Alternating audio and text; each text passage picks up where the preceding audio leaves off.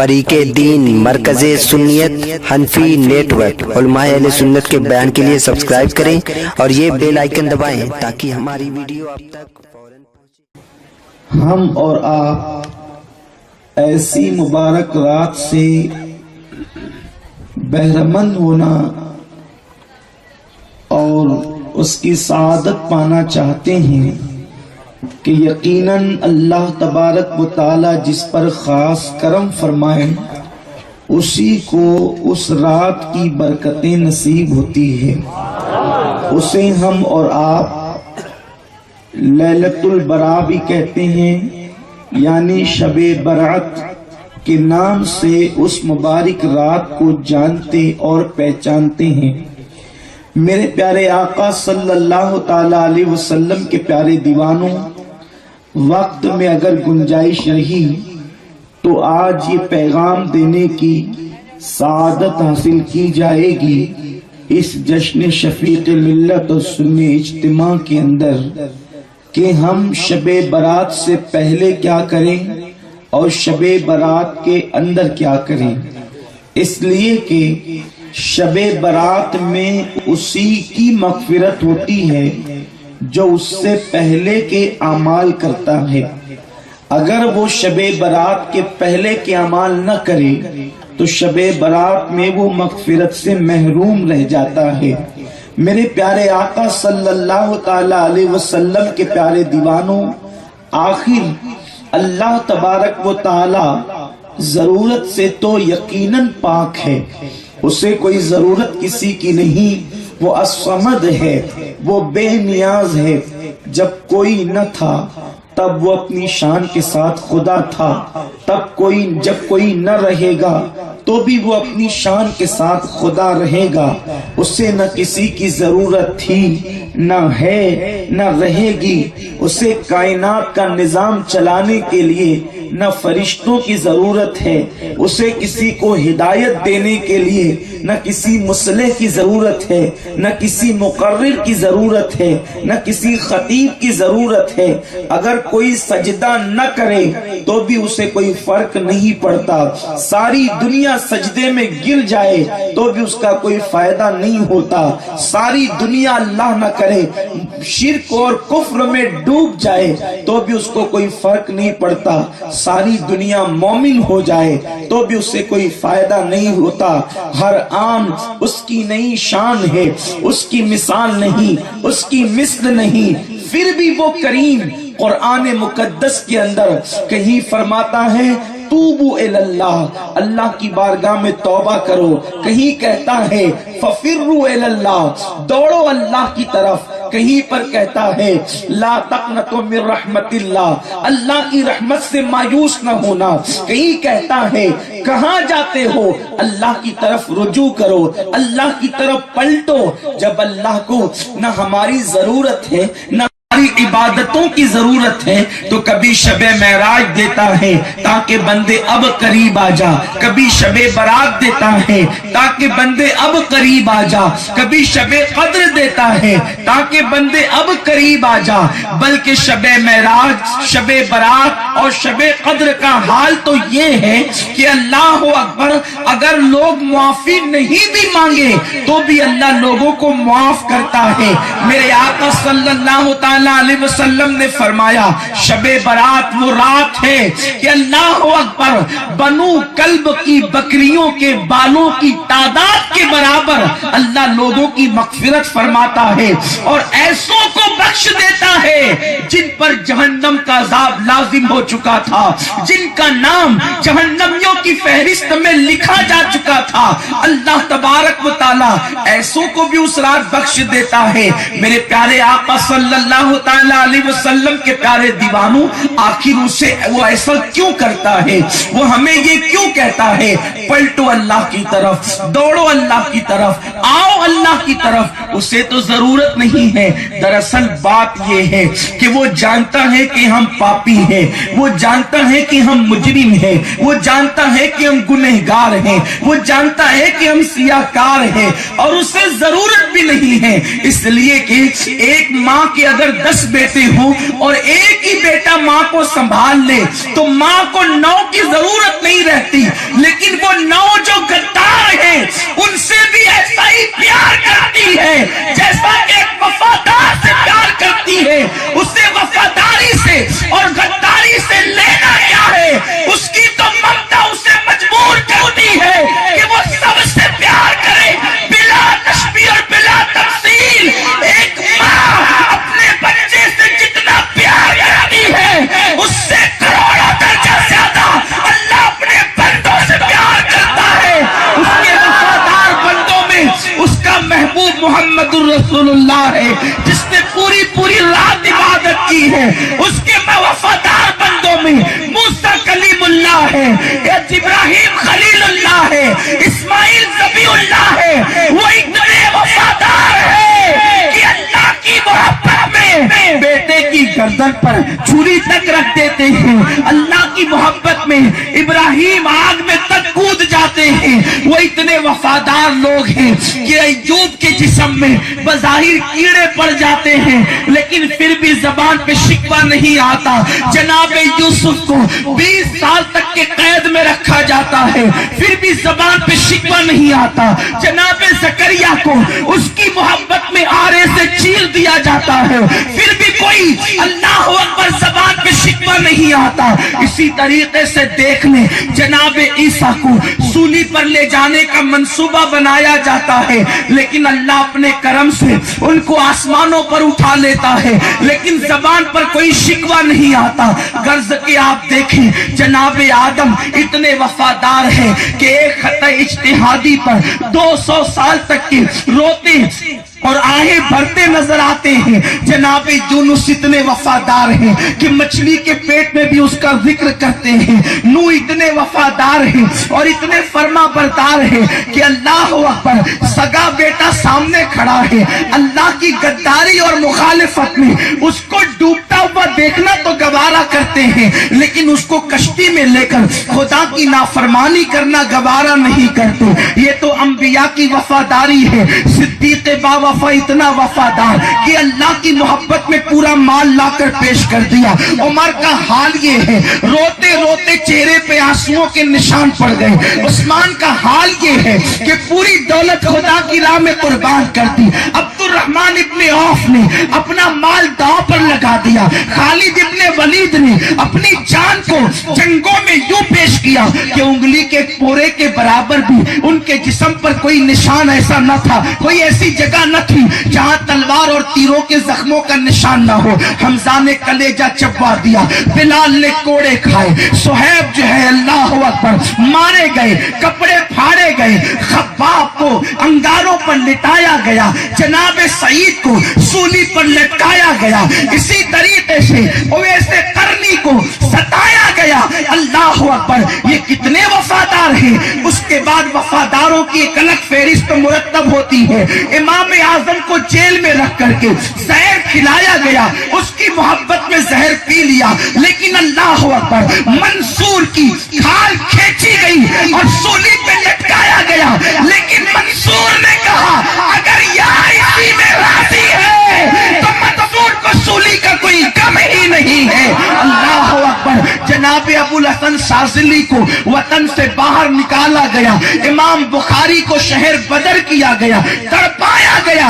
غوث الاعظم 36 سال تک کے بغداد کے ویرانوں میں درخت کی پتیاں کھا کر عبادت کرتے رہے۔ اس کے بعد عشاء کے وضو سے 40 سال تک فجر کی نماز پڑھتے رہے۔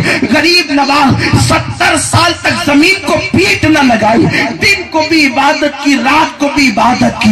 مخدوم اشرف نے تخت و تاج چھوڑا۔ اللہ اکبر اسی طریقے سے دیکھیں ہر ولی، ہر بزرگ، ہر اللہ کا مقبول بندہ خدا کی عبادت میں مصروف ہے لیکن پھر پھر اسے کیا ضرورت ہے؟ وہ مجھ جیسے پاپیوں کو کہتا ہے ففروا الی اللہ، میری طرف آ۔ آپ جیسے مجرموں کو کہتا ہے میری طرف آ، اس لیے کہ بتانا یہ چاہتا ہے کہ میں نے ماں کے اندر اپنی محبت کا ذرہ رکھا تو ماں فرما بردار اور وفادار دونوں کو سینے سے لگاتی ہے۔ اگر میں صرف فرما برداروں کو اپنے قریب بلاؤں گا تو لوگ تانا دیں گے ماں کی محبت خدا کی محبت سے آگے نکل گئی، تو میں مجرموں کو بھی بلاتا ہوں۔ اگر تم عام دنوں نہیں آتے تو شب برات میں آ جاؤ، پھر بھی نہیں آتے تو بغیر توبہ کے میں تمہیں معاف کرنے کے لیے تیار ہوں۔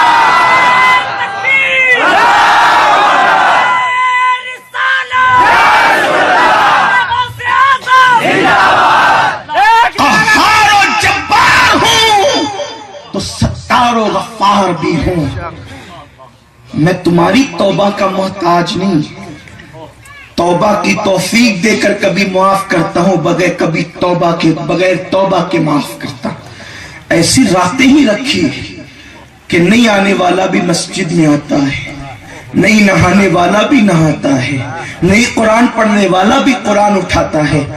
ذرا غور کریں، توفیق بھی وہی دیتا ہے، بلاتا بھی وہی ہے، معاف بھی وہی کرتا ہے۔ وہ توفیق نہ دے تو بڑے بڑے پارسا مسجد نہ جا سکے، اور وہ توفیق دے تو بڑے بڑے پاپی تہجد گزار بن جائیں۔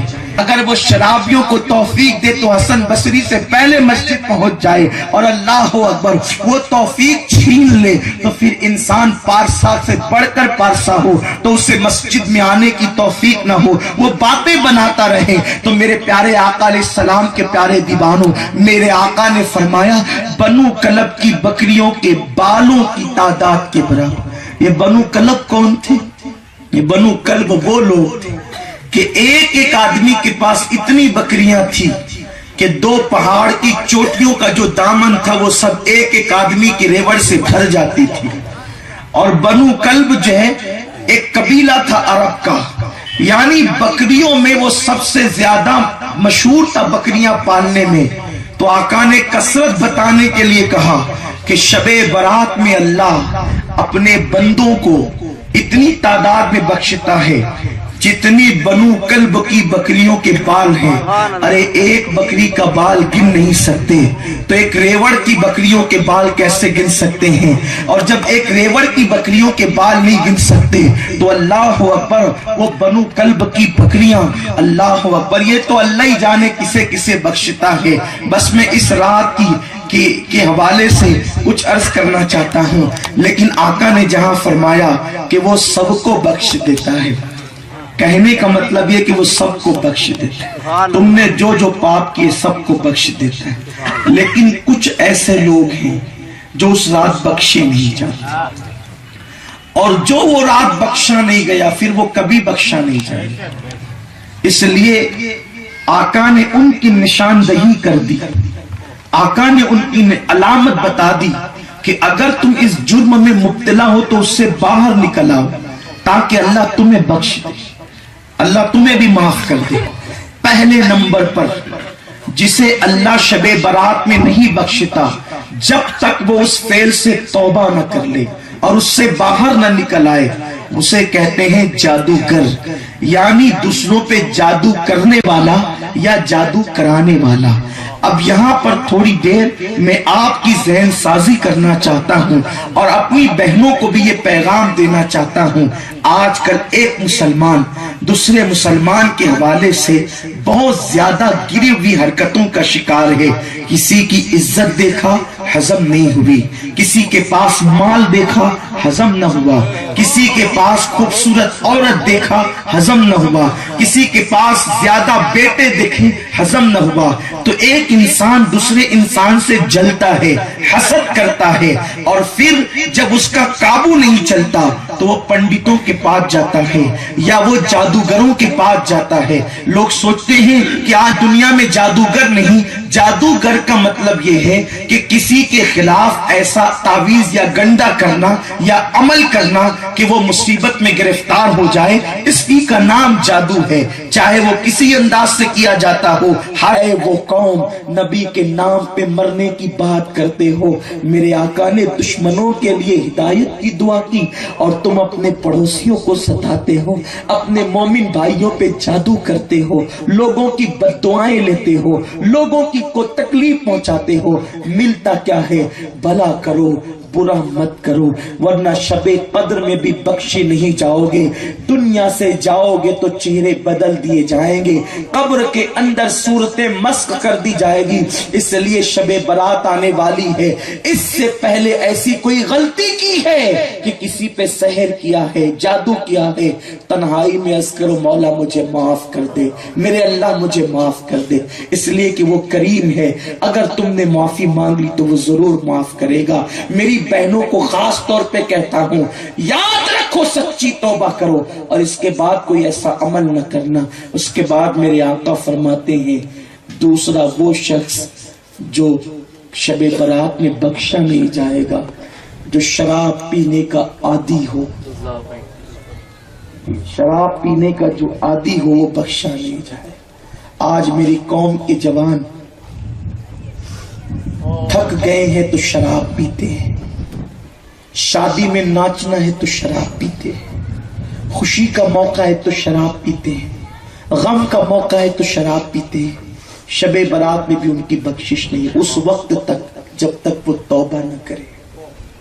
शराबी लोग अक्सर कहते हैं, बापू क्या करें, आदत पड़ गई है, छोड़ नहीं सकते। मैं आपसे बस इतना कह के आगे बढ़ना चाहता हूं, माँ का दूध ज्यादा लजीज है या शराब ज्यादा लजीज है? शराब इस तरक्की याफ्ता दौर में कीमती से कीमती बनाई गई, फिर भी वो कड़वी होती है। आज तक मीठी शराब न बनी, इसलिए कि शराब बनती कैसे? शराब अलग अलग चीजों से बनती। बहुत महंगी शराब पीवर अल्कोहल से बनती है। अगर उसमें अंगूर का जूस न हो, गन्ने का जूस न हो, गेहूं का जूस न हो, तो वो अल्कोहल से बनती है और अल्कोहल कड़वा ही होता है। कड़वे घूंट पीकर जहन्नम ले रहे, कड़वे घूंट पीकर जहन्नम ले रहे हो। और सुनो, जितना नापाक पेशाब है उतना ही नापाक शराब है। यानी पेशाब पीना और शराब पीना ये दोनों बराबर है। शराब का जितना कतरा बदन पर लगे तो जैसे पेशाब का हुक्म है, वही हुक्म शराब का भी। तो जब शराब के कड़वे घूंट पीकर जहन्नम ले रहे हो तो सब्र का मीठा घूंट पी लो। और सुनो, अल्लाह ने गिज़ा में माँ के दूध से ज्यादा लजीज किसी चीज को नहीं बनाया। एक माँ का दूध है जिसके अंदर अल्लाह प्यास भी मिटाता है और भूख भी मिटाता है। उसके अंदर हर गिज़ायत अल्लाह ने रखी है। अब बताओ, 2 साल की उम्र तक हम माँ का दूध पीने के आदी होते हैं, लेकिन जब माँ दूध छुड़ाना चाहे तो हमने दूध छोड़ा कि नहीं छोड़ा? तो जब माँ का इतना लजीज दूध हम छोड़ सकते हैं अगर चाहे तो क्या शराब के कड़वे घूंट नहीं छोड़ सकते? बिल्कुल छोड़ सकते हैं। दिल पे ले लो, अल्लाह मदद करेगा। अहद कर लो, अल्लाह मदद करेगा।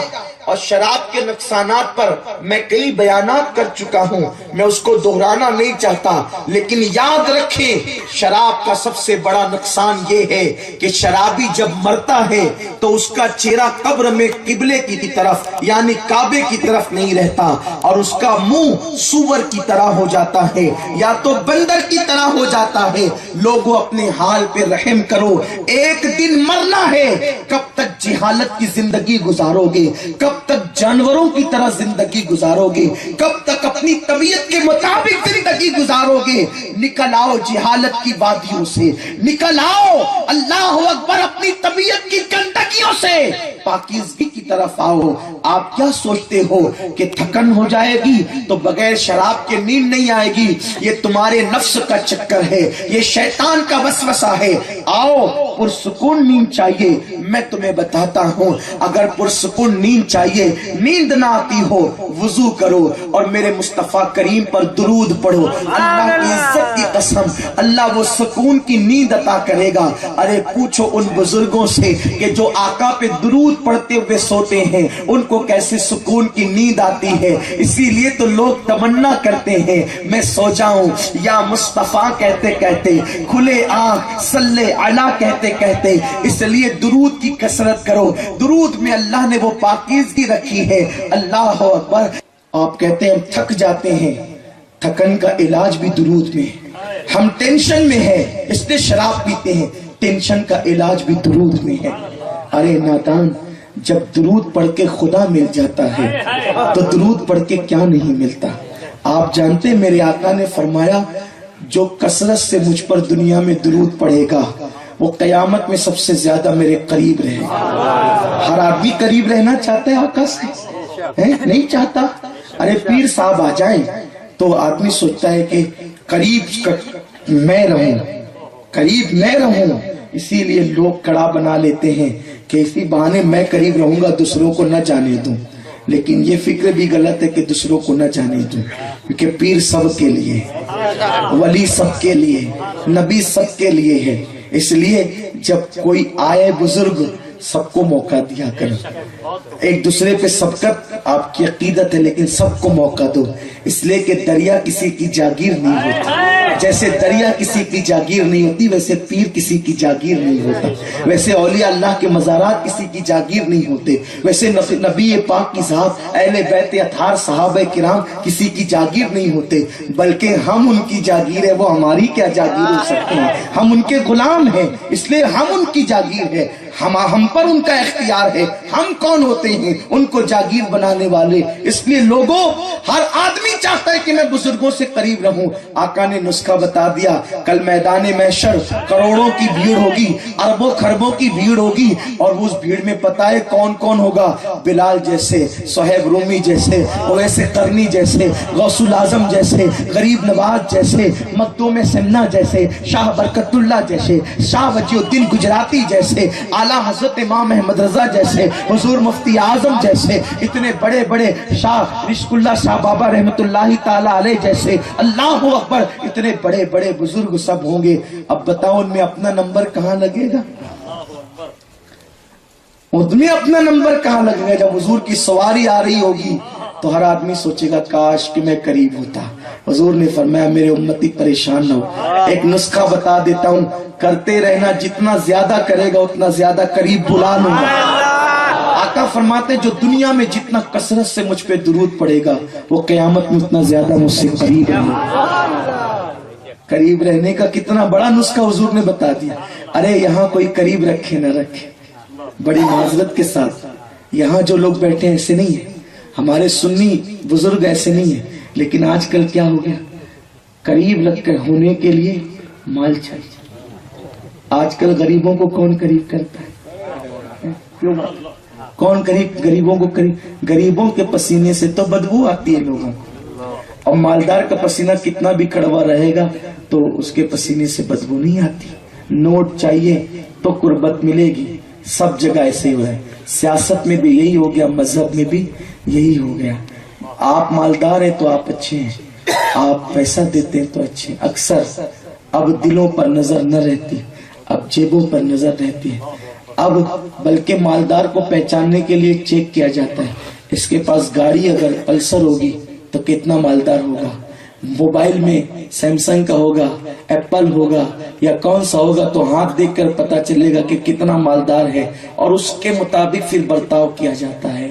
لیکن میں کہتا ہوں قربان میرے آقا پر، میرے رسول نے امیر و غریب کا فرق مٹایا، امیر و غریب کا فرق مٹایا، بلکہ حضور دعا کرتے تھے اللہ مجھے زندہ رکھ تو غریبوں میں رکھ، اور مجھے وصال دے تو غریبوں میں دے، اور قیامت میں اٹھا تو غریبوں میں اٹھا۔ गरीबों से इतना प्यार किया, हाय हाय, अपने हिस्से का लुकमा गरीबों को खिलाया, अपनी बकरियों का दूध दोकर गरीबों को पिलाया। मेरे आका ने इतना प्यार दिया और फरमाया कि अमीरों से 500 साल पहले गरीब जन्नत में जाएंगे। मेरे रसूल ने गरीबों का कितना ख्याल किया। और आकाए करीम ने ये नहीं फरमाया जो कसरत से हज करेगा वो क़यामत में मुझसे ज्यादा करीब रहेगा, वरना अल्लाह अकबर बड़े बड़े मालदार डींगे मारते कि तातानिया का गरीब देहाती मुसलमान तो एक बार भी पूरी जिंदगी में हज को न गया, मैं तो हर साल जा रहा हूँ और टूर से जा रहा हूँ और 2-2 महीने तक वहां रहता हूँ। तो गरीब कहता हाय हाय या रसूल अल्लाह, सब ने मालदारों को चुना तो आपने भी गरीब व अमीर में फर्क कर दिया। अल्लाह अकबर, मेरे रसूल मेरे आका जानते थे हज हर उम्मती न कर सकेगा। आका ने यह भी नहीं कहा जो ज़कात कसरत से देगा वो क़यामत के दिन ज्यादा मेरे करीब होगा।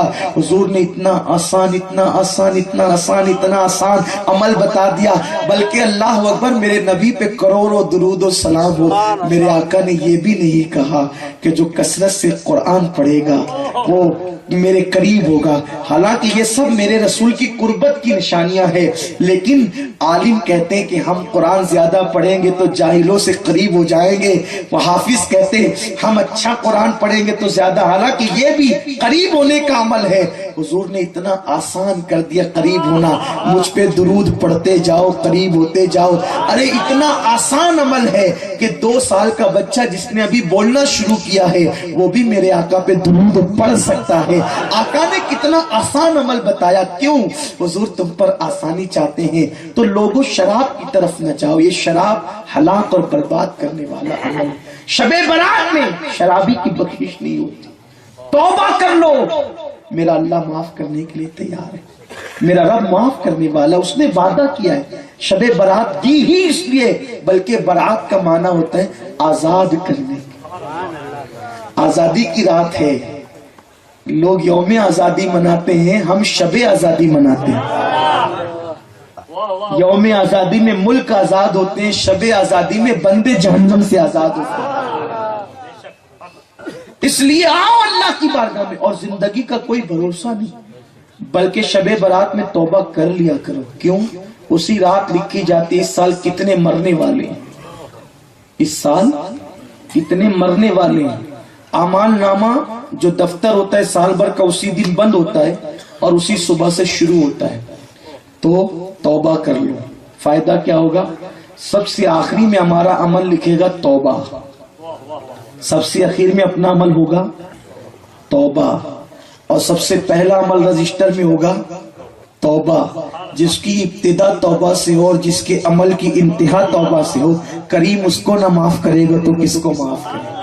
इसलिए इस शबे बरात खेल कूद कर नहीं गुजारना। लोग समझते हैं शबे बरात जागने की रात, जागने की रात है, इसलिए वो रात को जो है वो कभी टीवी देखने बैठेंगे, कभी मोबाइल पे गेम खेलने बैठेंगे, कभी दोस्तों के साथ बातचीत करने बैठेंगे। मैं तो कहता हूं कि शैतान उस दिन इंसानों की शक्ल में आके तुमको बातों में लगाता है। इतना कीमती वक्त है, छोड़ो सबको। उस रात बीवी बच्चे दोस्त अहबाब कोई नहीं, उस रात सिर्फ अल्लाह ही अल्लाह।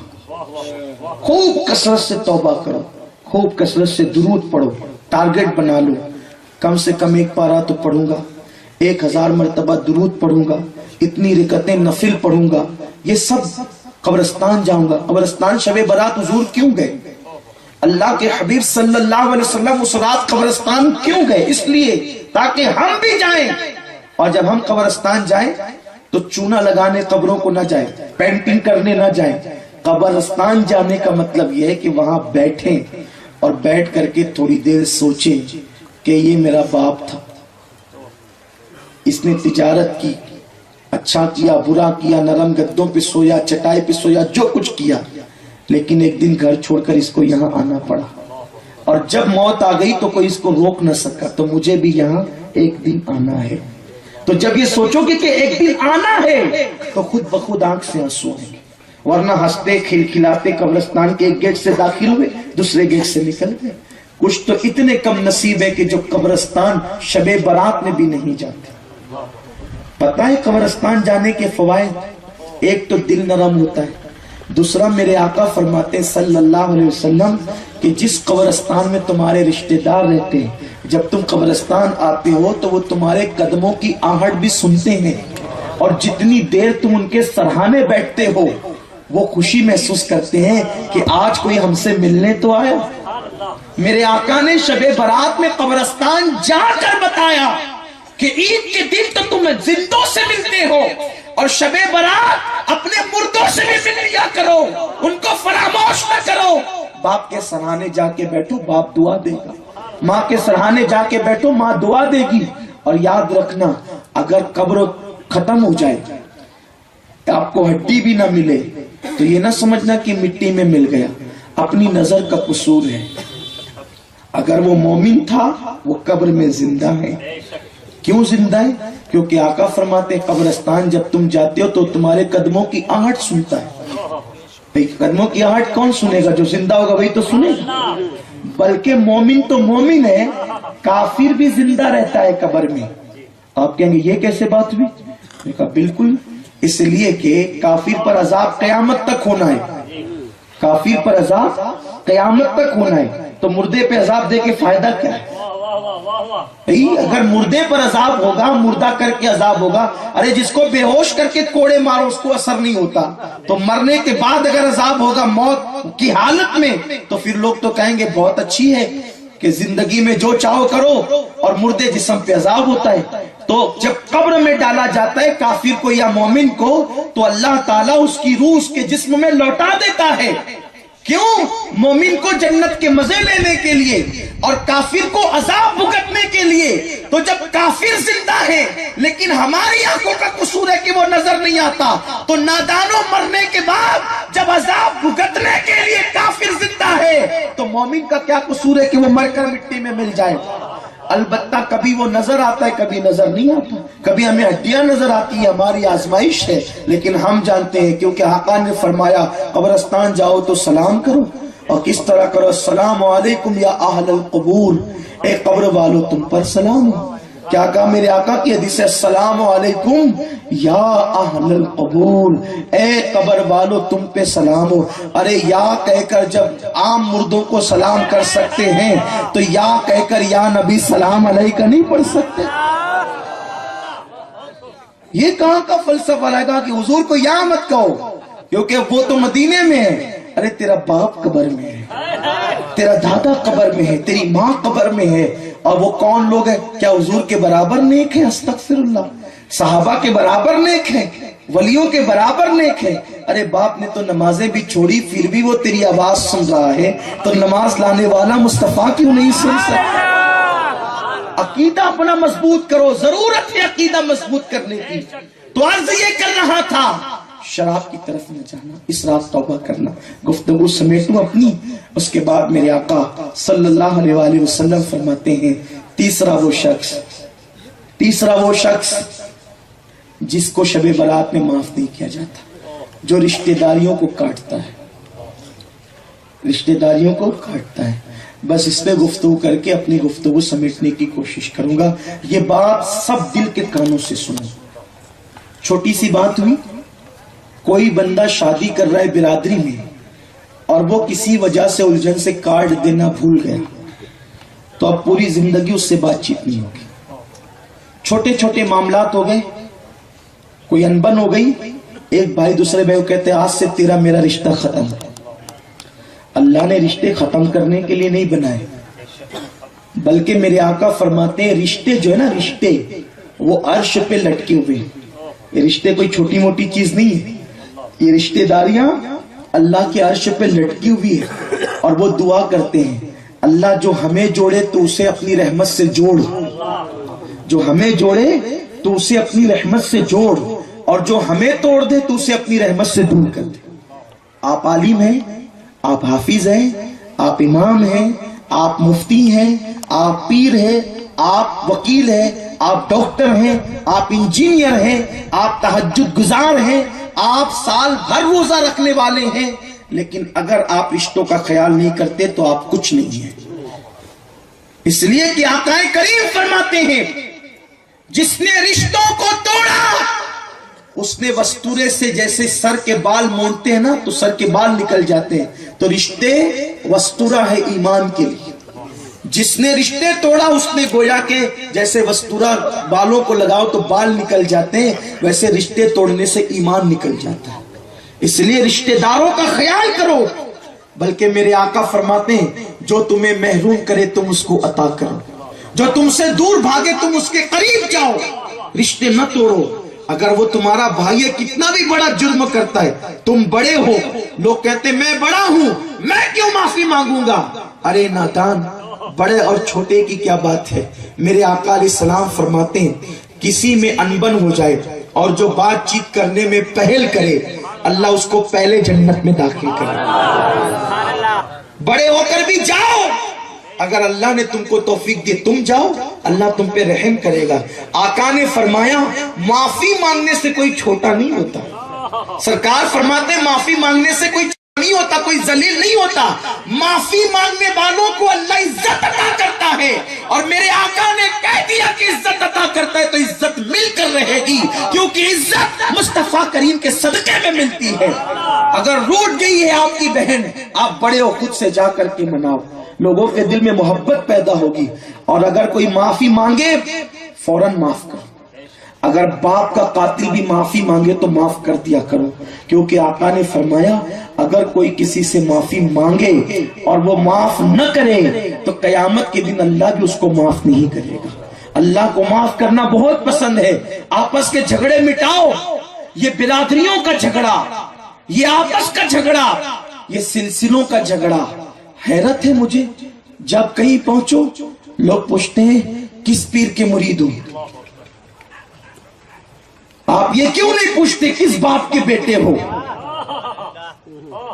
جب یہ نہیں پوچھتے کہ کس باپ کے بیٹے ہو تو یہ کیوں پوچھتے ہو کہ کس پیر کے مرید ہو؟ ارے کوئی کسی کا مرید ہو یا نہ ہو، اگر وہ میرے آقا کا غلام ہے تو ہمارے سر کا تاج ہے. کیوں کاٹے بوتے ہو سلسلے کے نام پہ؟ کیوں کاٹے بوتے ہو برادری کے نام پہ؟ کاٹے بونے والوں، اللہ کو منہ دکھانا ہے. مومنوں میں دوریاں پیدا کرو گے تو رسول پاک کی شفاعت تم پہ حرام ہو جائے گی. اللہ کی بارگاہ میں کیا منہ لے کر جاؤ گے؟ اس لیے ملانے کا کام کرو، توڑنے کا کام نہ کرو. قادری ہو، چشتی ہو، نقش بندی ہو، سہروردی ہو، رضوی ہو، اشرفی ہو، برکاتی ہو، مداری ہو، تیگی ہو، کوئی ہو، اگر وہ میرے آقا سے سچی عقیدت رکھتا ہے اپنا ہے، اپنا ہے وہ. اس لیے کہ حضور کا جو ہو گیا اپنا ہو گیا. دیکھو ایک آسان سی بات یوں سمجھو، اگر ہمارا باپ کہتے بیٹے یہ میرا بیٹا ہے اور وہ بیٹا نہ ہو لیکن سر پہ ہاتھ رکھتے آپ کہیں گے یار میرے باپ نے اپنایا تھا میں کیوں دور کروں، یہی نا. تو جس رسول سے جان سے زیادہ محبت کی بات کرتے ہو، حضور نے کہا یہ میرے امتی ہیں، جب حضور نے اپنا بنایا تو تم کیوں دور کرتے؟ تمہارے سگے بھائی تم سے پریشان ہیں، تمہارے پڑوسی تم سے پریشان ہیں، تو بلکہ تمہاری عورتیں تم سے پریشان ہیں. میاں بیوی میں تلخیاں ہیں، ایسا گھر گھر اختلاف ہے. شوہر گھر میں آتا ہے بیوی سے سیدھی بات نہیں کرتا، اس کو مارتا ہے، پیٹتا ہے. سالن نمک سالن میں زیادہ ہو جائے تو مارتا ہے، اور مرچ زیادہ ہو جائے تو مارتا ہے. میں پوچھتا ہوں ذرا سوچ، اگر اللہ تجھے عورت بناتا اور اسے مرد بناتا تو کیا ہوتا؟ اللہ نے تجھ پہ کرم کیا کہ تجھے مرد بنایا. اور سوچ تو صحیح، جیسے تو کسی کی بہن بیٹی کو اپنے گھر لایا ہے، تیری بہن بھی تو کسی کے گھر جانے والی ہے یا جا چکی ہے. اگر تو کسی پہ ظلم کرے گا تو تیری بہن بیٹی پہ بھی ظلم کیا جائے گا، اور اگر تیرے گھر بہن اور بیٹی نہیں تو پھر اللہ کا انصاف تو دور نہیں ہے، اللہ تجھے اس کی سزا دے گا. آقا فرماتے ہیں عورتوں کو مارنے والا ایسا ہے جیسے تھوک کر چاٹنے والا. حضور نے فرمایا بیویوں کو مارنے والا ایسا ہے جیسے تھوک کر چاٹنے. ارے کتنا بھی مارے گا آخر رات اسی کے قریب تو جانا ہے، آج نہیں کل تو جانا ہے، 2 نہیں 4 دن کے بعد تو جانا تو اسی کے پاس ہے. تو کتنے ظالم ہے وہ مرد جو اپنی عورتوں کو مارتے ہیں. عورتیں مارنے کے لیے نہیں ہے، عورتیں پیار دینے کے لیے ہے. میرے آقا فرماتے ہیں تم میں سب سے اچھا انسان وہ ہے جو اپنی بیوی کے ساتھ اچھا ہو. اور آقا فرماتے ہیں میں تم سب میں اچھا ہوں کیونکہ میں اپنی بیویوں کے ساتھ بہت اچھا ہوں. اما جان عائشہ صدیقہ کہتی ہے حضور ہم سے کبھی ناراض نہ ہوئے, ہم لوگ الٹا لڑ کر کے حضور سے ناراض ہو جاتی تھی اور حضور ہمیں منا لیا کرتے تھے. امام الانبیاء جس کو خدا مناتا ہے وہ اپنی بیویوں کو منا لیا کرتے تھے اور ہمیں بتاتے ہیں کہ دیکھو یہ عورتیں اپنے باپ کا گھر کس کے لیے چھوڑ آتی ہے, ہمارے لیے. بولو اگر ہمیں کوئی کہے چھوڑ تیرے ماں باپ کو, چھوڑ تیرے دوستوں کو, چھوڑ تیرے گھر کو, ہم چھوڑ کے کہیں جائیں گے؟ لیکن وہ عورت ہی ہے نا, اس کا دل کتنا مضبوط ہے, ایک شوہر کے لیے کتنا پیار ہے اس عورت کے دل میں. خود کا گھر چھوڑ کر تیرے گھر آئی ہے, خود کے ماں باپ چھوڑ کر تیرے پاس آئی ہے, سہیلیاں بچپن کی چھوڑ کے تیرے پاس آئی ہے, اس نے سب کو چھوڑا تیرے لیے. تو پیار نہ دے گا تو وہ کہاں جائے گی, کس کا منہ دیکھے گی؟ اما عائشہ کہتی ہے حضور علیہ السلام نے اپنی ذات کے لیے ہمیں کبھی نہیں ڈانٹا, ہم نے بڑی بڑی غلطیاں کی, حضور کبھی ناراض نہ ہوئے, بلکہ ہم نے غلطیاں کی تو حضور نے نظر انداز کیا.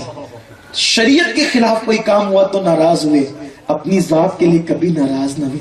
حال یہ تھا پانی کی ضرورت ہوتی تو ہم سے کبھی پانی نہ مانگا, خود اٹھ کر کے پانی جو ہے وہ اپنے لیے استعمال فرماتے. قربان میرے آقا پر. فرماتی ہیں ہم لوگ بیمار ہو جاتے, اما عائشہ کہتی ہے ہم لوگ بیمار ہو جاتے تو حضور ہمارے حصے کا کام خود کر لیا کرتے تھے, یعنی آٹا گوندنا ہمارا کام تھا تو حضور کر لیتے تھے, پانی لانا ہمارا کام تھا تو حضور علیہ السلام کر لیتے تھے.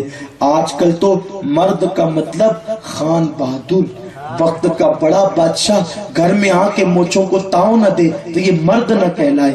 یہ مردانگی نہیں ہے. کسی صنف نازک سے ٹکرانا بھی مردانگی ہے. ارے مردانگی تو یہ ہے کہ صنف نازک غلطی کرے اور تو غصے کو پی جائے, یہ مردانگی ہے. بیوی کو تم پیار نہ دو گے تو کون دے گا؟ پیار دو انہیں, ورنہ ایک بات بھی یاد رکھنا, اگر تم نے پیار نہ دیا تو پھر وہ کسی اور کو ڈھونڈے گی پیار کے لیے.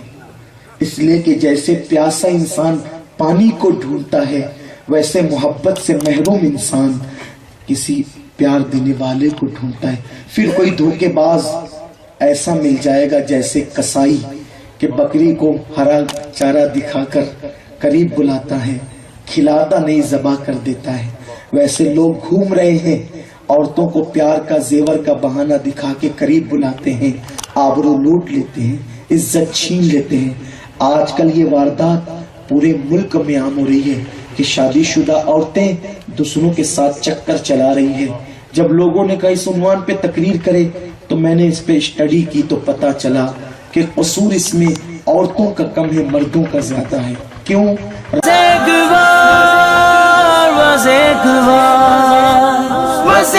بار چلے آؤ مصطفیٰ کی طرح, صرف ایک بار, صرف ایک بار, صرف ایک بار, صرف ایک بار, دل سے مصطفیٰ